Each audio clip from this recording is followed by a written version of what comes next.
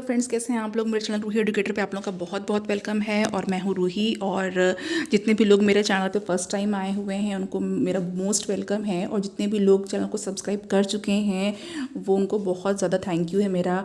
और जितने भी लोग देख रहे हैं सब्सक्राइब नहीं किया है, प्लीज़ चैनल को सब्सक्राइब कर लीजिए।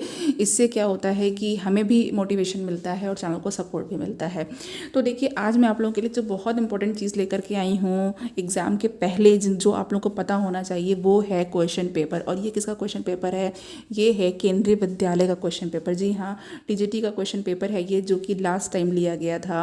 और यहाँ पे आपको क्वेश्चन पेपर का जो बुकलेट है वो आपको स्क्रीन पर दिख रहा है। तो मैं इसको ही जल्दी से बताती हूँ। देखिए, यहाँ पर सबसे पहले आपको ये देखिए टेक्स्ट बुकलेट नंबर है, ये मिला है। और उसके बाद ये जो टेक्स्ट बुकलेट कोड है वो होता है, जितने लोग फर्स्ट टाइम दे रहे हैं उनके लिए स्पेशली आप इसको देखिएगा। और इस बार जो एग्ज़ाम होगा वो कंप्यूटर बेस्ड टेस्ट होगा। ओके, तो सब कुछ ऐसा ही होगा बट आपको कंप्यूटर स्क्रीन पर मिलेगा। और कंप्यूटर स्क्रीन पर आपके क्वेश्चंस आएंगे, इंस्ट्रक्शंस आएंगे, और आपको जो है वो बटन से उसको प्रेस करना होगा, डॉट्स लगाने होंगे। ओके, तो चलिए यहाँ पे देखिए, और आप एक ओवरव्यू ले लीजिए इसका कि यहाँ पे परीक्षार्थियों के लिए एक निर्देश है, इंस्ट्रक्शंस फॉर कैंडिडेट।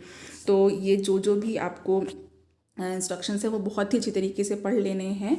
और यहाँ पे जो क्वेश्चन पेपर होगा फ्रेंड, यहाँ पे जो बुकलेट है ये पार्ट 1 एंड पार्ट 2 है। ओके, तो पार्ट 1 एंड पार्ट 2 है। तो इसमें जिस मल्टीपल चॉइस क्वेश्चन है और 150 क्वेश्चन है, और हर क्वेश्चन 1 मार्क्स का है, निगेटिव मार्किंग नहीं होती है।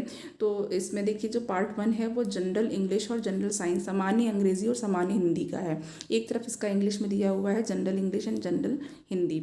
ओके, तो प्रश्न संख्या 1 से 10 तक आपकी सामान्य अंग्रेजी है, और जो प्रश्न संख्या 11 से 20 है वो सामान्य हिंदी है। और बाकी फिर भाग 2 होगा जिसमें कि आपका सामान्य ज्ञान है, समसामयिक घटनाएं हैं, तार्किक योग्यता होती है, कंप्यूटर साक्षरता होती है, शिक्षा शास्त्र है, और जीव विज्ञान है।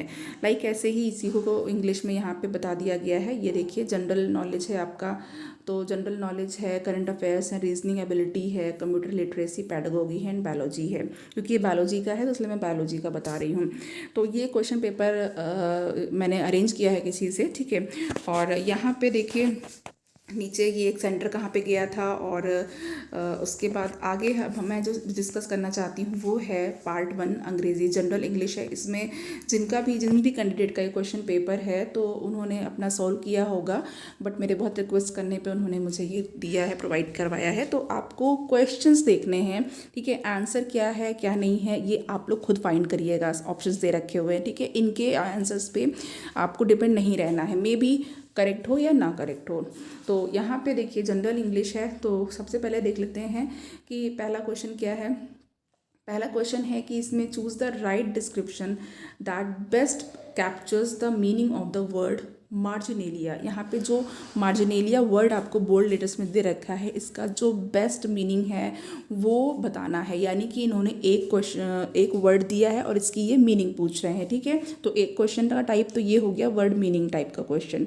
यहाँ से आपको ये आइडिया लेना है किस किस टाइप के क्वेश्चन आ रहे हैं। तो देखिए, मार्जिनेलिया का मीनिंग बताना है, जिसमें यहाँ पे 4 ऑप्शंस दे रखे हुए हैं। तो जनरली जो मुझे भी समझ में आया कि जो मेंबर्स ऑफ ग्रुप ऐसे होते हैं जो कि डू नॉट एक्चुअली फाइट नहीं करते हैं बट ऑब्जर्व करते हैं, ऑब्जर्व कॉम्बैट फ्रॉम आउटसाइड, बाहर से ही रह करके कॉम्बैट को ऑब्जर्व करते हैं। ओके, नाउ नेक्स्ट क्वेश्चन ये है कि क्वेश्चन नंबर 2 में यहाँ पे बेस्ट एक्सप्रेस करना है ईडियम को, यानी हॉब्सन्स चॉइस। तो ये ईडियम एंड फ्रेज का एक क्वेश्चन आ गया। तो यहाँ पे इसमें से 4 ऑप्शन है, इसमें उसको आपको चूज़ करना है। जो यहाँ पे करेक्ट ऑप्शन है कि एक ऐसी situation in which you have no choice, जब आपके पास कोई चॉइस नहीं होती है। क्यों? क्योंकि जो भी दिया गया है आप उसे एक्सेप्ट नहीं करते हो। If you don't accept what is given, तो आपके पास कुछ भी नहीं होता उसके सिवा। यानी कि आपके पास बस करो या मरो की स्थिति होती है। आपके पास जो ऑप्शन है उसको ही करना है, अदरवाइज आप कुछ नहीं कर सकते। तो ये ऑप्शन चॉइस होती है, you get nothing at all.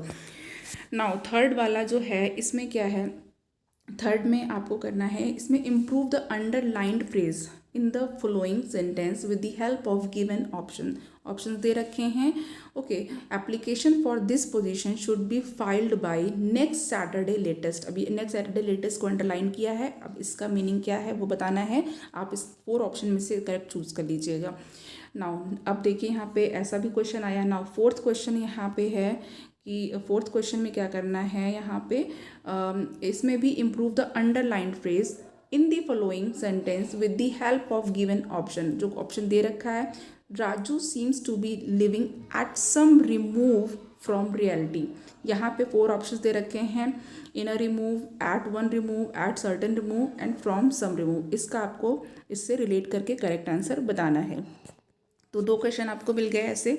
Now fifth question आपका क्या क्या है, इसमें आइडेंटिफाई करना है पार्ट को, part of the following sentence that has और may have an error.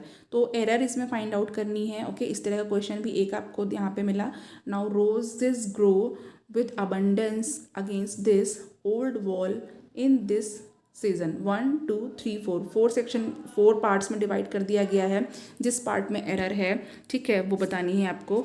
Now अब यहाँ पे देखते हैं, यहाँ पे नाउ 6th क्वेश्चन कैसा है। 6th क्वेश्चन में है कि जो चूज द वर्ड और phrase that gives the best meaning of the word underlined in the sentence. यहाँ पे जो सेंटेंस दे रखा हुआ है उसका जो अंडरलाइन किया हुआ है, your findings are original but you haven't familiarise yourself with the nomenclature of the specimen. ये बायोलॉजी का क्वेश्चन है एंड इसके बारे में मैं बिल्कुल श्योर हूँ कि ये system of the naming things है। 3rd ऑप्शन बिल्कुल करेक्ट है, क्योंकि बायोलॉजी में भी जो नामकरण किया जाता है, नेमिंग की जाती है, उसको नॉमेनक्लेचर कहते हैं।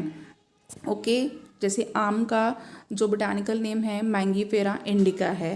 ओके, नाउ यहाँ पे जो 7th क्वेश्चन है, 7th क्वेश्चन क्या है, choose the word most nearly opposite in meaning to the given word dilate. Dilate का मोस्ट जो अप्रोप्रिएट अपोजिट है, उल्टा है, वो चूज़ करना है। तो बिल्कुल डायलेट मतलब फैला देना होता है। डायलेट प्यूपल डायलेट करती हैं, प्यूपल कॉन्ट्रैक्ट करती हैं।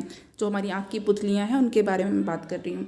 तो यहाँ पे डायलेट के लिए करेक्ट वर्ड हो गया है कॉन्ट्रैक्ट। नाउ नेक्स्ट है, इनका इस क्वेश्चन पे रॉन्ग लगा हुआ है। ओके, उससे हमें मतलब नहीं है, हमें क्वेश्चन देखना है। Complete the following sentence by using the correct form of verb. अब देखिए यहाँ पे वर्ब की फॉर्म भी पूछी हुई है। Use the options given the below. और मैं यहाँ पे बार बार कह रही हूँ कि आप अपने समझ से इसको करिए और जो भी ऑप्शन करेक्ट है उससे चूज़ करिए। Now she was too nervous to speak because such a large audience and यहाँ पे 4 ऑप्शन है, will be prompted, has to be prompted, had to be prompted and was prompted. Okay, now 9th question है। 9th में क्या करना है, choose the description that best captures the meaning of the word इनकरेजिबल।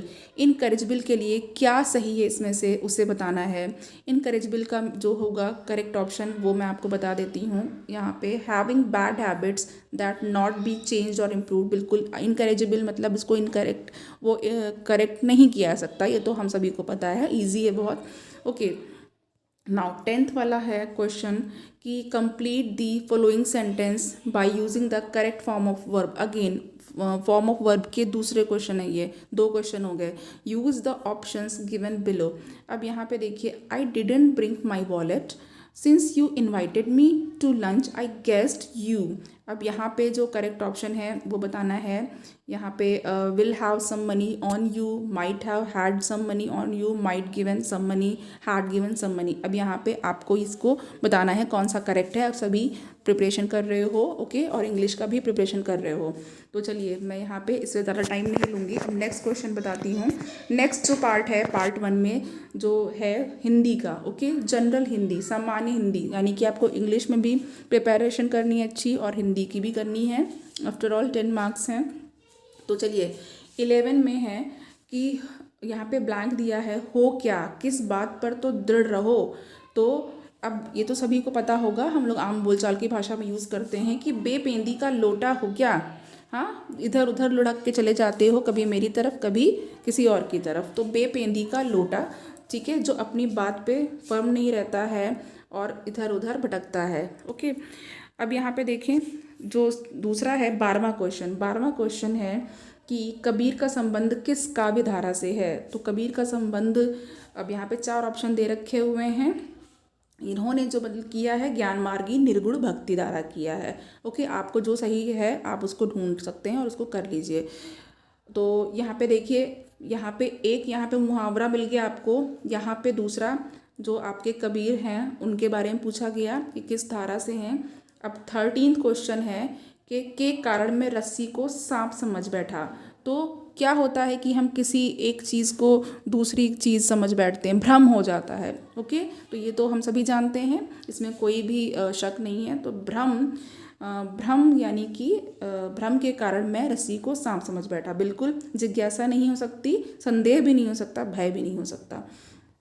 अब यहाँ पे 14वां question है, 14th question है, अनेकार्थ शब्द के रूप में गुरु का कौन सा अर्थ अनुपयुक्त है। अनुपयुक्त पूछा है जो कि सही नहीं है। तो गुरु का क्या है अर्थ। अब देखिए, गुरु टीचर, गुरु मतलब बड़ा भी होता है, गुरु मतलब भारी भी होता है, गुरु मतलब शिक्षक भी होता है। तो यहाँ पे देखिए, पचाने में कठिन। ओके, तो यहाँ पे ये बिल्कुल सही है। और इन्होंने जो करा हुआ है उसके अकॉर्डिंग आप इसको एक बार चेक कर लीजिएगा। ना दूसरा क्या है कि रामधारी सिंह दिनकर की प्रसिद्ध रचना का नाम। अब यहाँ पे देखिए, आपको कोई कवि उनकी रचना या कोई लेखक उनकी रचना वो भी तैयार करनी है जो इम्पोर्टेंट है। तो यहाँ पे रामधारी सिंह दिनकर की प्रसिद्ध रचना का नाम क्या है, इन्होंने यशोधरा बताया है। ठीक है, और आप इसको चेक कर लीजिएगा। यहाँ पे मेन आपको ये देखना है कि क्या क्या चीज़ें पूछी जा रही हैं। और दूर, हाँ 16th क्वेश्चन है, दूर से फेंक कर चलाया जाने वाला हथियार कहलाता है। तो तलवार को दूर से नहीं फेंकी जाती है, शस्त्र को दूर से नहीं फेंकी जाती, आयुध नहीं अस्त्र। ओके, तो यहाँ पे अस्त्र ये सही है, इसके लिए कंफर्म हूँ मैं। नाउ उसके बाद 17th है, स्नेह का शाब्दिक अर्थ नहीं है। स्नेह का शाब्दिक अर्थ नहीं है, क्या नहीं है। ठीक है, गोद, प्रेम, तेल और यहाँ पे चिकनाई। तो देखिए, प्रेम स्नेह होता है, तेल और चिकनाई मिलते जुलते हैं, स्नेहक आपने सुना होगा, लिब्रिकेंट। ओके, तो यहाँ पे गोद, गोद को अंक भी कहते हैं। तो यहाँ पे फर्स्ट वाला सही है जो मुझे कंफर्म है, मुझे पता है। नाउ यहाँ पे देखिए, टॉस युवा भारतीय टीम ने जीता और बल्लेबाजी प्रारंभ की। उपयुक्त वाक्य के उद्देश्य को किस विकल्प में सही प्रदर्शित किया गया। यहाँ पे उद्देश्य पूछा गया है। ठीक है, उद्देश्य को यानी कि एक सब्जेक्ट होता है, एक ऑब्जेक्ट होता है। ठीक है, तो यहाँ पे देखिए इन्होंने टॉस लिखा हुआ है और जो करेक्ट है वो आप चेक कर लीजिएगा। नाउ 19th के लिए देखिए, 19वां सवाल है कि अर्थ व्यक्त करने वाली सबसे छोटी इकाई। तो सबसे छोटी इकाई जो अर्थ व्यक्त करती है वो क्या होती है, शब्द। 20वां है कि जब अर्थ का ग्रहण अभिधा से ना हो किंतु उससे संबंध हो तो अर्थ ग्रहण कराने वाली शब्द शक्ति को कहेंगे। तो क्या कहेंगे, यहाँ पे देखिए इन्होंने 4 ऑप्शन है जिसमें से इन्होंने लक्षणा लिखा हुआ है। ओके, आप इसे पढ़ रहे हैं तो आप इसे कंफर्म कर लीजिएगा। आपको यहाँ पे इतने क्वेश्चन, मैंने 20 क्वेश्चन बता दिए हैं। ओके, अब नेक्स्ट जो लेक्चर बनाऊंगी उसमें मैं आगे का पार्ट लेकर के आऊँगी जिसमें आपको जो जनरल हिंदी तो मैंने बता दी है, जनरल इंग्लिश भी बता दी है। उसके बाद सामान्य ज्ञान और समसामयिक घटनाएं यानी general knowledge and current affairs, वो जो उस टाइम पे पूछा गया था क्वेश्चन पेपर में वो होगा। फिर उसके बाद रीजनिंग एबिलिटी है, रीजनिंग एबिलिटी के बाद कंप्यूटर लिटरेसी भी आएगी, उसके क्वेश्चन होंगे। फिर पैडागोगी भी पूछी जाती है तो पैडागोगी भी बताऊंगी। और फिर उसके बाद लास्ट में बायो होगा। ओके, तो अब इतनी चीज़ें आपको अभी और जाननी है। तो चलिए, तब तक के लिए thank you so much lecture देखने के लिए, और प्लीज़ चैनल को सब्सक्राइब करिए और सपोर्ट करिए।